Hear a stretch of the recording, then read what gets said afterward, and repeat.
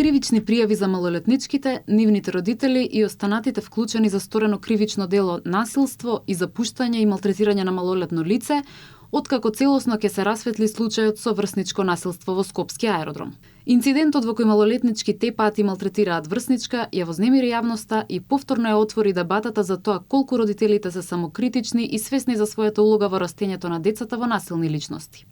Мислам дека сите имаме вина во ова, и родители, и воспитанието на родителите, па потоа тоа приоѓа на воспитанието на децата, ама да, сметам дека има свесни родители. Зависи. Има некои кои што се самокритични, некои кои што не се. Па не се воопшто самокритични. Тоа што го видов е срамота. Срамота за родителите, срамота за децата, срамота за Македонија. А понатаму секој нека си размисли за себе. Зависи. Некои си ги знаат децата, знаат дека е насилно, си молчат. Бабата и дедото исто така знаат, си молчат. Па би требало родителите да го прифатат тоа и секој со своето дете, кој што живее во домот свој во куќата, да поразговара, да се прекине тоа насилство. Тоа не е вред.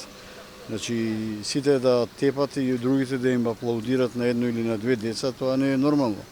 Дел сметаат дека независно од тоа дали правилно си ја вршат улогата, родителите не секогаш успеваат да останат имуни на влијанието од надворешното обкружување на децата. Не е само до родителите, дека повеќе и до средината, и до сите овие социјални мрежи што не обкружуваат децата што ги користат. Во Ѓорче Петров, малолетничка беше жртва на физичко и психичко малтретирање од врснички, пошто беа поднесени кривични пријави. Овие случаи повторно го ставаат врсничкото насилство во фокус и не потсетуваат дека неговата превенција треба да почне порано, во семејството и училиштата.